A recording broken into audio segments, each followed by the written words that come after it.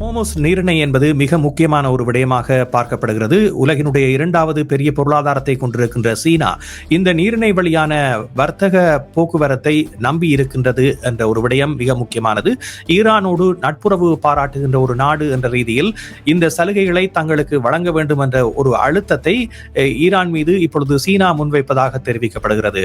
குறிப்பாக எரிபொருள் சந்தையில் ஈரானில் இருந்து எண்ணெயை பெறுகின்ற நாடு என்ற ரீதியில் சீனா முடங்கக்கூடிய அபாயம் இருப்பதாக கூறப்படுகின்றது. ரஷ்யாவிடமிருந்து தற்போதைய தேவைக்கு எண்ணெயை இந்தியா பெற்றுக் கொள்ளலாம், அதில் எந்தவித தடையையும் தாங்கள் விதிக்கப் போவதில்லை என்ற ஒரு விடயத்தை குறிப்பிட்டிருக்கின்றனர். அது 30 நாட்களாக இருக்கும் என்ற செய்தி வெளிவந்திருக்கின்றது.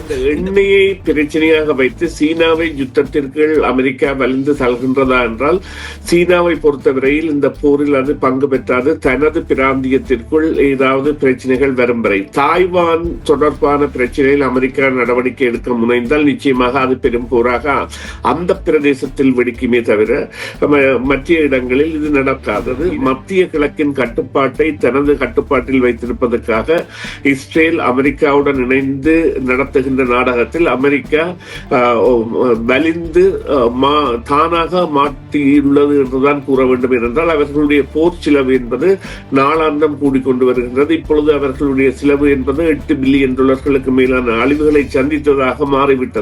ஈரான் இந்தியாவின் நட்பு நாடு என்ற நிலையிலிருந்து இந்தியாவை தவிர்ப்பதற்கான முயற்சியாக கூட இருக்கலாம். உங்களுக்கு ஈரானில் இருந்து எண்ணெய் பெறுவது தேவையில்லை, ஆனால் இங்கே இருந்து பெற வேண்டும் என்ற, ரஷ்யாவில் இருந்து நீங்கள் பெறலாம் என்கின்ற ஒரு நிலையை ஏற்படுத்துவதன் மூலம் இந்த ஈரான் இந்திய நட்பு உறவை கூட இந்த சில வேளைகளில் சிதிலமாக்கக்கூடிய முயற்சியில் அமெரிக்கா ஈடுபடலாம்.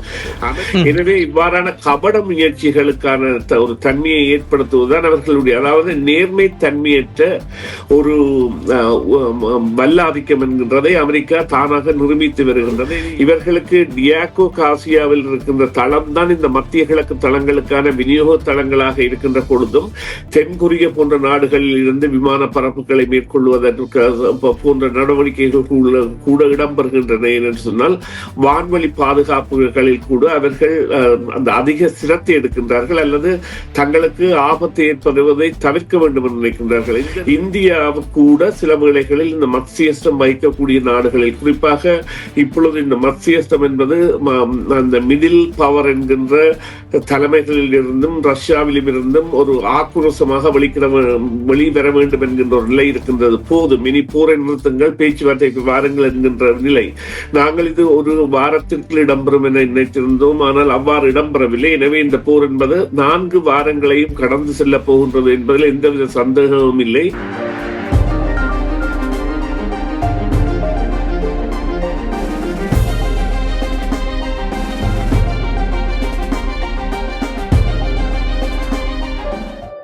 வணக்கம் நேயர்களே, உங்கள் அனைவரையும் மீண்டும் மற்றொரு செய்தியின் பின்னணி நிகழ்ச்சியில் சந்திப்பதில் மிக மகிழ்ச்சி அடைகின்றோம்.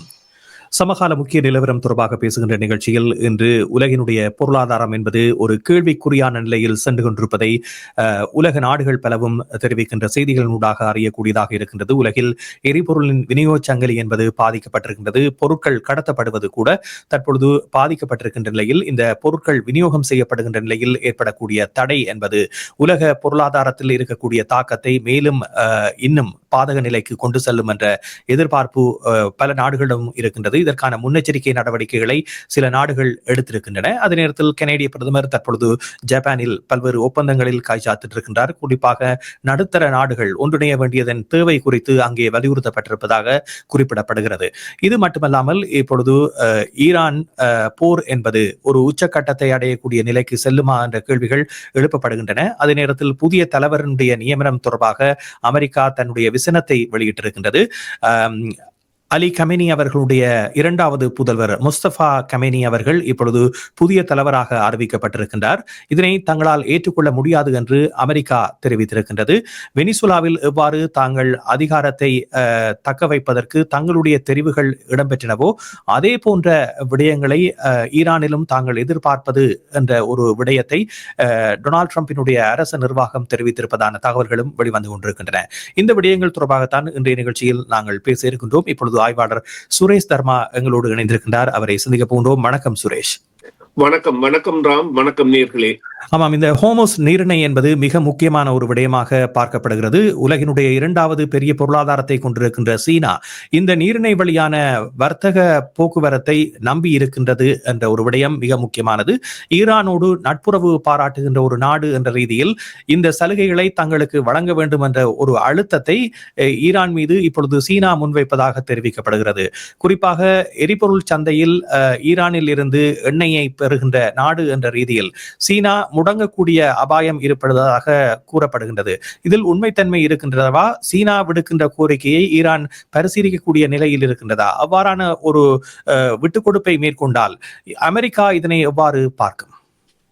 நிச்சயமாக சீனாவை பொறுத்தவரையில் சீனாவுடைய நாசகாரி கப்பல்களை தன்னும் அனுப்பி, அதாவது கடற்படை போர்க்கப்பல்களை அனுப்பி தங்களுடைய எண்ணெய் விநியோகத்தை அவர்கள் மேற்கொள்ள வேண்டிய தேவை என்பது அவர்களுக்கு தவிர்க்க முடியாதபடி இருக்கின்றது. அதற்குரிய காரணம் என்னவென்று சொன்னால், இந்த வெனிசுலா கைப்பற்றப்பட்ட போதே சீனா தனது பெரும்பான்மையான எண்ணெய் விநியோகத்தை அங்கிருந்து பெறுவதை இழந்திருந்தது. சீனாவின் வளர்ந்து வருகின்ற பொருளாதாரத்தில் முக்கியமான விடயமாக இருக்கின்ற ஒரு விடயம் என்னவென்று சொன்னால், இந்த எண்ணெய்க்காக அது தங்கியிருக்கின்ற நாடுகளில் தற்போதைய நிலையில் ஈரானின் மொத்த உற்பத்தியில் 80% அல்லது இவ்வாறு கூறலாம், சீனாவிற்கு ஒரு நாள் ஒன்றிற்கு 1.3 அல்லது 1.4 பில்லியன் பேரல்கள் எண்ணெய் தேவை. ஈரானின் எண்ணெய் என்பது அதனுடைய போக்குவரத்து என்பது இந்த கால்வாயினூடாக அல்லது இந்த நெருங்கிய நீர்ப்பகுதியூடாகத்தான் நடைபெற முடியும். இப்பொழுது அந்த நீர்ப்பகுதியை இவ்வாறு டொனால்ட் ட்ரம்ப் அவர்கள் போர் தொடங்குகின்ற பொழுது கூறியிருந்தால், தாங்கள் இந்த ஹமாஸ் அணைக்கூடான போக்குவரத்தை தங்கள் கட்டுப்பாட்டிற்குள் தங்களுடைய கப்பல்கள் மூலம் செய்வோம் என்று பாதுகாப்பு கொடுத்து, ஆனால் அது நடைமுறை சாத்தியமற்ற விடயம். இந்த போர் தொடரப் போகின்றது. போர் தொடரும் என்பதை ஏற்கனவே அவருடைய முப்படை தளபதிகள் கூட அவருக்கு விளங்கப்படுத்தி இருந்தும் அவர் அதனை மீறி இதில் ஈடுபட்டிருந்த பொழுது சீனாவிற்கு ஏற்பட்ட நிலைமை என்னவென்று சொன்னால், தங்களுடைய நாளாந்த தேவைக்கான சுமார் 15-20% எண்ணெயின் வரவு என்பது இல்லாமல் போகும் இடத்து அவர்களால் அதனிலிருந்து மீள முடியாது. அதை விட ஒட்டுமொத்த அந்த நாடுகளின் எண்ணெய் விநியோகம் என்பது அவர்களுக்கு 80% இருக்கின்றது. அமெரிக்காவை பொறுத்தவரையில் அவர்களை பொறுத்தவரையில் இந்த பேலன்ஸ் ஆஃப் எனர்ஜி என்கின்ற ஒரு சாத்திய கூறி இருந்தால் கூட அவர்கள் கூட இந்த தங்க நிலையில் இருந்து பெரிதாக மாறவில்லை. அதாவது அவர்களால் சமாளிக்க முடியும், ஆனால் சீனாவால் சமாளிக்க முடியாது. ஆனால் இந்த விடயத்தில் இப்பொழுது அமெரிக்கா இந்தியா தொடர்பான ஒரு கருத்தை முன்வைத்திருக்கின்றது. இது உற்று நோக்கக்கூடிய ஒரு விடயமாகவும் இருக்கின்றது. காரணம் என்னவென்றால், ரஷ்யாவிடமிருந்து தற்போதைய தேவைக்கு எண்ணெயை இந்தியா பெற்றுக்கொள்ளலாம், அதில் எந்தவித தடையையும் தாங்கள் விதிக்கப் போவதில்லை என்ற ஒரு விடயத்தை குறிப்பிட்டிருக்கின்றார். அது 30 நாட்களாக இருக்கும் என்ற செய்தி வெளிவந்திருக்கின்றது. இந்த விட்டுக் கொடுப்பு ஏன் இடம்பெறுகின்றது? நிச்சயமாக அதற்கு முன்னால் ஒரு சிறு விடயத்தை இந்த சீன விவகாரத்தில் கூறிவிட்டு செல்ல வேண்டும். எனவே இந்த எண்ணெயை பிரச்சனையாக வைத்து சீனாவை யுத்தத்திற்கு அமெரிக்கா வலிந்து தள்ளுகின்றதா என்றால், சீனாவை பொறுத்தவரையில் இந்த போரில் அது பங்கு பெற்றாது தனது பிராந்தியத்திற்குள் ஏதாவது பிரச்சனைகள் வரும் வரை. தாய்வான் தொடர்பான பிரச்சனையில் அமெரிக்கா நடவடிக்கை எடுக்க முனைந்தால் நிச்சயமாக அது பெரும் போராக அந்த பிரதேசத்தில் வெடிக்குமே தவிர மற்ற இடங்களில் இது நடக்காது. இரண்டாவதாக நீங்கள் இந்த இந்தியாவிற்கான இந்த முறை என்பது இப்பொழுது இந்தியாவினுடைய உதவி என்பது தேவையான ஒன்றாக இருக்கின்றது. குறிப்பாக இப்பொழுது ஈரானிற்கும் நட்பு நாடு, இஸ்ரேலுக்கும் நட்பு நாடாக இருக்கின்ற நாடாக இந்தியா இருந்தாலும், இப்பொழுது நீங்கள் குறிப்பாக மோடி அவர்கள் அண்மையில் இஸ்ரேலுக்கு சென்ற பொழுது தாங்கள் மூதாதையர் தொடர்பு அல்லது ஆதி காலத்தில் இந்த கலாச்சாரங்களை பேணிய இனங்கள் என்கின்ற வகையிலான தகவல்களை தெரிவித்தாலும், ஈரானுடன் நட்பாக இருக்கின்ற ஒரு நாடு. அதே நேரம் அந்த நாட்டின் உதவி என்பது சில வேளைகளில் இந்த பேச்சு ஒன்றுக்கான தேவைக்காக ஏற்படக்கூடிய சாத்தியக்கூறு இருந்தாலும், அவ்வாறான நிலையில் அதனை இந்த அமெரிக்காவின் உளவுப்படை என்பது விடுமா என்பது தெரியாது. என்றால் இந்தியாவிற்குள்ள பலவீனம் என்பது அவர்கள் மதம் சார்ந்த ஒரு அரசாக இருப்பது, இந்து மதம் சார்ந்த. எனவே அவர்கள் விரும்பினால், சிஏஏ விரும்பினால் என்ன, விரும்பாவிட்டால் என்ன, பாகிஸ்தான் முஸ்லிம் தீவிரவாதிகள் மூலம் இந்தியாவிற்கான பிரச்சனைகளை கொடுப்பதற்கான முயற்சிகளை எடுக்கலாம். இருந்த பொழுதிலும் இந்தியாவு கூட சில வேளைகளில் இந்த மத்தியஸ்தம் வைக்கக்கூடிய நாடுகளில், குறிப்பாக இப்பொழுது இந்த மத்தியஸ்தம் என்பது அந்த மிடில் பவர் என்கின்ற தலைமைகளில் இருந்தும் ரஷ்யாவிலும் இருந்தும் ஒரு ஆக்ரோஷமாக வெளிவர வேண்டும் என்கின்ற ஒரு நிலை இருக்கின்றது. போதும், இனி போரை நிறுத்துங்கள், பேச்சுவார்த்தைக்கு வாருங்கள் என்கின்ற நிலை. நாங்கள் இது ஒரு வாரத்திற்கு இடம்பெறும் என நினைத்திருந்தோம், ஆனால் அவ்வாறு இடம்பெறவில்லை. எனவே இந்த போர் என்பது 4 வாரங்களையும் கடந்து செல்ல போகின்றது என்பதில் எந்தவித சந்தேகமும் இல்லை. இதற்கான காரணம் என்னவென்றால், ஈரானின் புதிய தலைமை, அதாவது ஈரானின் புதிய தலைவர் என்பவர்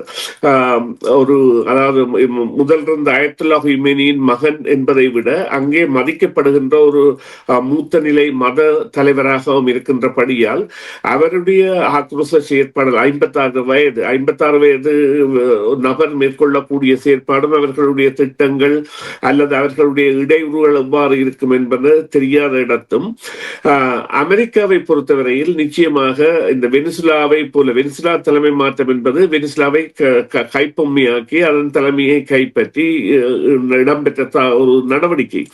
அவ்வாறான நிலையில் இவர்களால் ஈரானில் செய்ய முடியாது என்றால் ஈரானில் இவர்கள் கால் பதிக்க முடியாத நிலை இருக்கின்றது. அந்த பூட்ஸ் ஆன் தி கிரவுண்ட் என்கின்ற நிலை இல்லாவிட்டால் இவர்களால் அதனை செய்ய முடியாது. அந்த நிலையை ஏற்படுத்துவதற்கு குர்திஸ் போன்ற படைகள், அதாவது ஈராக்கில் போர் புரிகின்ற குர்திஸ் படையணிகள் போன்றவற்றை அவர்கள் பயன்படுத்த முனைகின்றார்கள் தங்களுடைய ஆதரவு படையாக ஈரானுக்கு எதிராக போரிடுவதற்கு. ஆனால் சாத்திய கூறுகள் என்பன எவ்வாறு என்று தெரியாத இடத்தும் ஒரு உண்மை என்பது தெரிகின்றது. மத்திய கிழக்கின் கட்டுப்பாட்டை தனது கட்டுப்பாட்டில் வைத்திருப்பதற்காக இஸ்ரேல் அமெரிக்காவுடன் இணைந்து நடத்துகின்ற நாடகத்தில் அமெரிக்கா வலிந்து தானாக மாற்றியுள்ளது என்றுதான் கூற வேண்டும். ஏனென்றால் அவர்களுடைய போர் செலவு என்பது நாளாந்தம் கூடிக்கொண்டு வருகின்றது. இப்பொழுது அவர்களுடைய செலவு என்பது $8 பில்லியன் மேலான அழிவுகளை சந்தித்ததாக மாறிவிட்டது.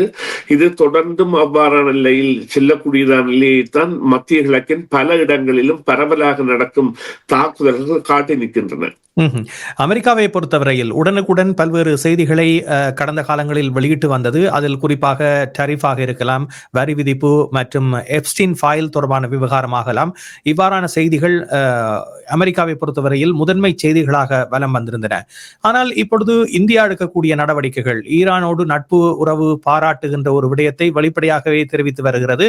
இப்பொழுது கூட இந்த போர்க்கப்பல்கள் விடயத்தில் இந்து சமுத்திரத்தில் இந்தியா தன்னுடைய உதவிகளை தொடர்ந்து வழங்கி வருகின்றது. அதே நேரத்தில் ஈரானிடமிருந்து தொடர்ந்து பெட்ரோலிய எரிபொருளை தனக்கென ஒரு தனி பாதையை திறந்து இந்த சலுகைகளை பெறுவதற்கான முயற்சிகளிலும் இந்தியா ஈடுபடுவதான செய்திகள் வெளிவந்து கொண்டிருக்கின்றன. இருந்த போதிலும் அமெரிக்கா இது தொடர்பாக எந்தவித தகவலையும் தெரிவிக்கவில்லை. முன்னர் ரஷ்யாவிடமிருந்து எண்ணெய் கொள்வனவு செய்தால் வரியை உயர்த்துவேன் என்று மிரட்டிய ட்ரம்ப் இப்பொழுது ரஷ்யாவிடம் நீங்கள் எண்ணெயை கொள்வனவு செய்யலாம் என்ற அளவுக்கு இறங்கி வந்திருப்பதன் நோக்கம் என்பது இது தனியே ஒரு மத்தியஸ்தத்துக்கான நாட்டினுடைய தேவை என்ற ஒரு விடயமாக இருக்கிறதா, அல்லது அமெரிக்கா தான் நினைத்ததை சாதிக்க முடியாத நிலைக்கு சென்று விட்டது, இதன் காரணமாக இந்த விடயங்களை இப்பொழுது மௌனமாக கடந்து செல்வோம் என்று இருக்கின்றதா? இல்ல, இதில் அதாவது ஈரான் இந்தியாவின் நட்பு நாடு என்கின்ற நிலையிலிருந்து இந்தியாவை தவிர்ப்பதற்கான முயற்சியாக கூட இருக்கலாம். உங்களுக்கு ஈரானில் இருந்து எண்ணெய் பெறுவது தேவையில்லை, ஆனால் இங்கே இருந்து பெற வேண்டும் என்ற, ரஷ்யாவில் இருந்து நீங்கள் பெறலாம் என்கின்ற ஒரு நிலையை ஏற்படுத்துவதன் மூலம் இந்த ஈரான் இந்திய நட்பு உறவை கூட இந்த சில வேளைகளில் சிதிலமாக்கக்கூடிய முயற்சியில் அமெரிக்கா ஈடுபடலாம். அமெரிக்காவை பொறுத்தவரையில் அதாவது இப்ப இஸ்ரேல் எவ்வாறான ஒரு நடவடிக்கைகளை எடுக்கின்றதோ அதற்கான பின்புலமாகத்தான் அமெரிக்கா இருக்கின்றது. இன்று உலகிலேயே இந்த 2 நாடுகளும் தான் கோரமான தாக்குதல்களை பொய்யான முகம் கொண்டு செய்கின்ற தாக்குதல்களில் ஒரு நாளில் ஒரு தொலைபேசி அழைப்பில் உக்ரைன் ரஷ்யா போரை நிறுத்துவேன் என்று பதவிக்கு வந்தவுடன் சொன்னவர் இன்று இவ்வளவு காலமும் உக்ரைன் போர் தொடர்பான நடவடிக்கையில் கையற நிலையில் அவருடைய சொற்படுதலுக்கு உட்படாத நிலையில் ரஷ்யா தனது பாட்டில் சென்று கொண்டிருப்பதை நாங்கள் காண்கின்றோம். அதே போல காசாவின் பிரச்சனை என்பது தன்னால் உறுதியாக முடித்து வைக்கப்பட முடியும் என்று கூறி அதற்கான நடவடிக்கைகள் பலவற்றிலும் தோல்வி கண்டு கடைசியாக போர்ட் ஆஃப் பீஸ் என்கின்ற ஒரு அமைப்பை கூட ஏற்படுத்தி ஐக்கிய நாடுகள் அவை சேவையில்லை நாங்கள் இந்த தீர்க்கின்றோம் என்று இப்பொழுது அவர்கள் அதை எவ்வாறு தீர்க்கின்றார்கள் என்பதை நாங்கள் கண்கூடாக காண்கின்றோம்.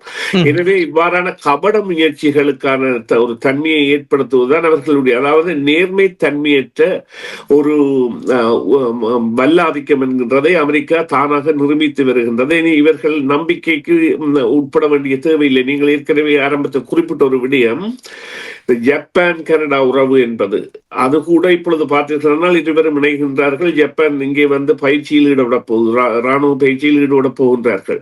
இவையெல்லாம் காட்டி நிற்கின்றது என்னத்தை என்று சொன்னால், நிச்சயமாக இந்த மத்திய சக்திகள் அல்ல தலைமைகள் ஒன்றாகி வருகின்றன.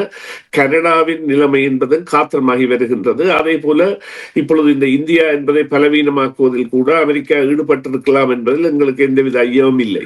ஆமாம், அமெரிக்க படைத்தளங்கள் என்பது குறிப்பாக மத்திய கிழக்கு நாடுகளில் வைத்திருக்கின்ற படைத்தளங்களின் ஊடாகத்தான் போர் ஒன்று ஏற்பட்டால் பல்வேறு விநியோக சங்கிலிகளை அமெரிக்கா சிறப்பாக செயல்படுத்துவதற்கான தளங்களாக அவை அமைந்திருந்தன. ஆனால் இப்பொழுது குவைத்தில் தூதரகம் மூடப்படுகின்றது. அதே போன்று படைத்தளங்கள் இயங்காத நிலைக்கு செல்லுகின்றன. இந்த தாக்குதல்கள் தொடர்கின்ற பொழுது மேலும் பல்வேறு இன்னல்களை அமெரிக்கா சந்திக்கக்கூடிய ஒரு நிலை ஏற்படும். இது ஏற்கனவே வளர்ந்து வருகின்ற நாடுகளுக்கு ஒரு வரப்பிரசாதமாக இருக்கும். ஏனென்றால் அமெரிக்க ஆதிக்கத்தை குறைப்பதற்கு இது ஒரு வாய்ப்பாக பார்க்கப்படக்கூடிய ஒன்றாக இருக்கின்றது. இந்த விடயத்தை இனிவரும் காலத்தில் அமெரிக்கா எவ்வாறு கையாளும் என்று நினைக்கின்றீர்கள்? ஏனென்றால் தொடர்ந்து இவ்வாறான தளங்களை அமைக்க முடியாத ஒரு நிலைக்கு அமெரிக்காவை இட்டு செல்லக்கூடிய ஒரு விடயம் என்பது தற்பொழுது ஆரம்பமாகி இருக்கிறதா? இதனை நாங்கள் விரிவாக பார்ப்பதனால் அதில் உள்ள உண்மைத்தன்மை என்னவென்று சொன்னால், ஒரு போரை ஆரம்பித்து ஒரு வாரத்திற்குள் முடிப்போம் என்றவர்கள் 20,000 அமெரிக்கர்களை வெளியேற்றுவதில் தற்பொழுது ஈடுபட்டிருக்கின்றார்கள். அந்த அமெரிக்கர்களில் அரைவாசிக்கு மேலானவர்கள் பொது பணிகளில் அல்லது எண்ணெய் வள பணிகளிலும் மற்றும் ஏனையவர்கள் இந்த டெக்னாலஜி அல்லது பைனான்ஸ் போன்ற துறைகளிலும் உள்ளவர்களாகவும் அந்த நாடுகளில் இருந்தவர்களை வெகுவாக நிறைவேற்றுகின்றார்கள் என்றால், அமெரிக்க எதிர்ப்பு என்பது இது ஒரு மதப்போர் என்பது மக்களிடையே பரம்புகின்ற பொழுது பலமாக வருகின்ற சந்தர்ப்பம் என்பது இருக்கின்றது என்ற காரணத்தால் ராணுவ விமானங்கள் மற்றும் இந்த சார்ட்டர் பிளைட் வாடகைக்கு எடுக்கப்படும் விமானங்கள் மூலம் வெளியேற்றுகின்ற நடவடிக்கையில் ஈடுபடுகின்றார்கள். இவ்வாறானது இந்த நீங்கள் கூறிய தூதரகங்கள் மூடப்படுவதை விட மிகவும் ஒரு தாங்கள் இங்கே ஒரு வெற்றிடத்தை உருவாக்குகின்றார்கள். இதே நேரம் மறுபக்கமாக அதாவது வந்து அமெரிக்க ஜனாதிபதியின் மருமகனும் பெரிய அதாவது வந்து ரியல் எஸ்டேட் காரணமான ஜெராட் குஷ்னர், அவர் ஒரு இஸ்ரேலியராக இருந்தாலும் அவர்கள் எல்லாம் சவுதியுடன் எவ்வாறான முன் திட்டங்களை எடுப்பது போன்ற நடவடிக்கைகள் போன்றவற்றில் ஈடுபட்ட நேரத்தில் தான் இந்த போர் ஒன்று ஏற்பட்டது. இங்கே உள்ள நிலைமை என்னவென்று சொன்னால், இவர்கள் தங்களுடைய ஆதாயத்திற்காக ஏற்படுத்திய ஒரு விடயத்தில் இப்பொழுது தங்களுடைய தரப்பை பலவீனமாக்குவதையும், அதாவது வந்து இப்பொழுது இருக்கின்ற நிலைமை என்னவென்று சொன்னால், இவர்களுக்கு டியாகோ காசியாவில் இருக்கின்ற தளம் தான் இந்த மத்திய கிழக்கு தளங்களுக்கான விநியோக தளங்களாக இருக்கின்ற பொழுதும் தென்கொரியா போன்ற நாடுகளில் இருந்து விமான பரப்புகளை மேற்கொள்வதற்கு போன்ற நடவடிக்கைகள் கூட இடம்பெறுகின்றன என்று சொன்னால், வான்வழி பாதுகாப்புகளில் கூட அவர்கள் அந்த அதிக சிரத்தை எடுக்கின்றார்கள் அல்லது தங்களுக்கு ஆபத்து ஏற்படுவதை தவிர்க்க வேண்டும் என்று நினைக்கின்றார்கள். இந்த நிலையில் அவர்களுடைய மத்திய கிழக்கில் உள்ள படைகள் என்பன ஒரு பலவீனமான நிலையில் அல்லது பாதுகாப்பற்ற நிலையை உணர்கின்றன. ஆனால் அதற்காக அந்த நிலைகளில் அவர்கள் விட்டுக் கொடுப்புகளை செய்ய மாட்டார்கள் என்றால் அவர்களுடைய இருப்பிற்கு இது தேவை. இவர்கள் அதாவது 1979 ஆண்டு வரை ஈரானில் கூட அமெரிக்காவின் படைத்தளம் இருந்தது. ஈரான் எவ்வாறு நான் நினைக்கிறேன் 1953 அல்லது 54 அந்த காலகட்டத்தில் அரச மன்னர் ஆட்சியை நிறுத்தி தங்களுடைய விருப்பிய ஆட்சியை கொண்டு வந்த பொழுது அந்த ஆட்சி என்பது புரட்சிகர இந்த ஆயத்துல்லா கொய்மேனி அவர்களின் மத பிரிவால் முறியடிக்க வரை 1979 ஆண்டு வரை ஈரானில் அமெரிக்காவின் படைத்தளம் இருந்த என்ற உண்மையை நாங்கள் மறக்க முடியாது. அவர்களை பொறுத்தவரையில் அங்கே அவர்களுடைய இருப்பு என்பது நிச்சயமான ஒரு தேவை. நன்றி சுரேஷ், நிகழ்ச்சியில் கலந்து கொண்டமைக்கு மீண்டும் விரிவாக பேசுவோம். இன்றைய நிகழ்ச்சியில் கலந்து கொண்ட உங்களுக்கு நன்றி. நன்றி ராம், நன்றி நேர்களே. மீண்டும் ஒரு பொழுதில் சந்திப்போம். சிஎம்ஆர் யூடியூப் சேனலில் இணைந்திருக்கும் நேர்கள் அனைவருக்கும் எமது நன்றி. காமெண்ட்ஸ் பகுதியில் உங்கள் கருத்துக்களை தெரிவிக்க தவறாதீர்கள். முக்கிய செய்திகள், காணொளி தொகுப்புகள், நேர்காணல் என பலதரப்பட்ட அம்சங்களையும் உங்களுக்காக தருகின்றது சிஎம்ஆர் யூடியூப் சேனல். சிஎம்ஆர் என்று சர்ச் செய்து எமது யூடியூப் சேனலை சப்ஸ்கிரைப் பண்ணுங்கள்.